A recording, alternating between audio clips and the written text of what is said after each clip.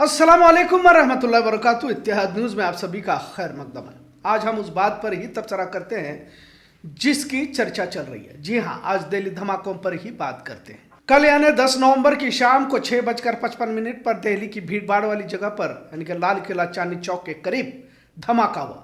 धमाका इतना जबरदस्त था, इतना बड़ा था कि तकरीबन 13 लोगों के मारे जाने की बात कही जा रही है और 40 के करीब लोग शदीद जख्मी हुए हैं।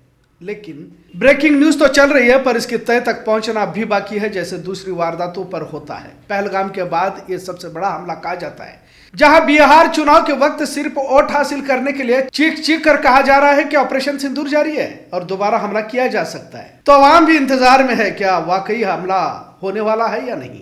लेकिन इस बार कुछ और देखने को मिल रहा है। जैसे कर्नाटक के प्रियांक खरगे ने गृह मंत्री अमित शाह पर हमला करते हुए कहा कि अब तक के सबसे नाकारा गृह मंत्री अमित शाह है, क्योंकि इनका काम दहशतगर्दों को रोकना या दहशतगर्दी की वारदातों को रोकने से ज्यादा रियासतों की हुकूमतों को गिराने में इन्हें ज्यादा दिलचस्पी है। कल भी जब धमाका हुआ और इतना बड़ा हादसा हुआ जिसकी चर्चा विदेशी मीडिया में देखी जा रही है, भारत की गोदी मीडिया यहाँ भी हिंदू मुस्लिम तलाशने की कोशिश में थी। जहां पहले अगर इस तरह की वारदात पेश आती तो पुकार पुकार कर पाकिस्तान को जिम्मेदार ठहरा जाता, पर अब इस हमले पर बोलना टाल रही है। सवाल तो यह भी उठता है कि क्या पाकिस्तान को जिम्मेदार ठहराकर हमला किया जाएगा? देश की जनता तो सवाल उठाएगी, लेकिन इस बार भाजपा के लोग अपनी जुबान खोलने से पहले 10 बार सोच रहे हैं और गुरेज करते हुए देखा जा रहा है। वरना अब तक फिर से कराची इस्लामाबाद पर भारत का झंडा लहराने वाले खामोश क्यों हैं? क्योंकि जब धमाका हुआ तो दूसरे दिन तक हुकूमत की जानिब से कुछ भी सरकारी बयान नहीं आया है। इसका क्या मतलब लिया जाए? अब शायद बहुत ही सोच समझकर बोलने की हिदायत भाजपा के लीडरों को दी गई है या अचानक समझदारी आई, जबकि गृह मंत्री अमित शाह को बार बार होते दहशतगर्द हमलों के मद्देनजर इस्तीफा देना चाहिए था, क्योंकि वो खुद वजीर दाखिला है और नाकामी की जिम्मेदारी भी इन्हीं की होती है। क्योंकि जब कामयाबी के सहरे आप अपने सरों पर बांध लेते हैं तो नाकामी की जिम्मेदारी भी तो लेनी है। और वैसे भी ये समझदारी अब कैसे ही, क्योंकि इससे पहले तो कुछ हीला मोह में ऐलान किया जाता था। खैर, जब इतना बड़ा धमाका हुआ है और तकरीबन 13 लोगों की जान चली गई है और 40 लोग शदीद जख्मी हुए हैं, तो प्रधानमंत्री या गृह मंत्री को बोलना चाहिए था।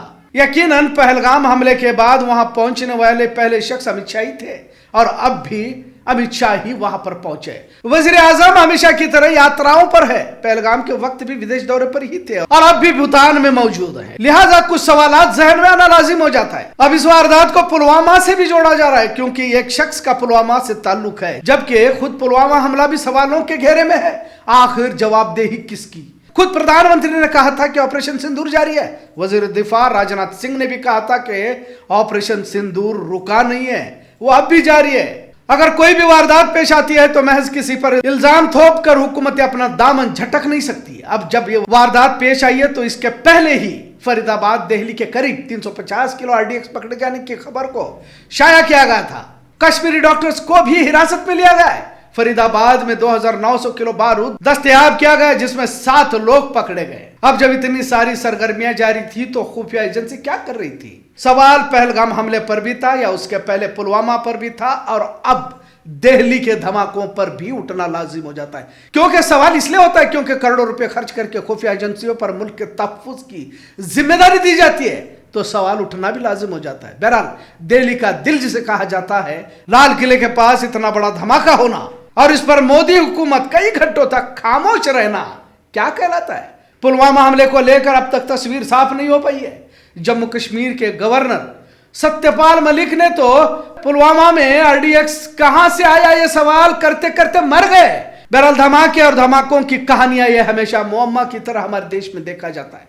आज भी किसी तरह की प्रेस कॉन्फ्रेंस सत्ताधारियों की जानिब से नहीं की जा रही, बल्कि एजेंसियों से पता चला है कहने की नौबत आई हुई है। हालांकि कुछ न्यूज चैनलों ने जैश ए मोहम्मद का हाथ होने की बात कह रहे हैं, लेकिन किसी तरह का कोई सबूत नहीं मिला है, ये भी साथ में कहते हुए देखने को मिल रहा है। मीडिया अपने तौर पर कहानियां तो बना रहा है, लेकिन मरकजी हुकूमत की जानिब से कोई ठोस बात कही नहीं जा रही। तफ्तीश जारी है। सड़कों पर धमाके से किसी तरह का गड्ढा नहीं हुआ, इस तरह की भी बातें हो रही है, पर इतनी देर तक मोदी हुकूमत खामोश क्यों है? जबकि विपक्षी पार्टियां और कांग्रेस ने अमित शाह पर सवाल उठाते हुए कहा कि मुल्क के तहफ्फुज के बजाय अमित शाह और मोदी अपने कामों में है। एक तो चुनाव में लगा हुआ है तो दूसरा विदेश दौरे पर है। खैर, जब भी धमाका होता है तो मुसलमानों को जिम्मेदार ठहराने की आदत गोदी मीडिया को है, लिहाजा i20 कार का मालिक सलमान है और तारिक है की ही बात जोर जोर से बताई जा रही है।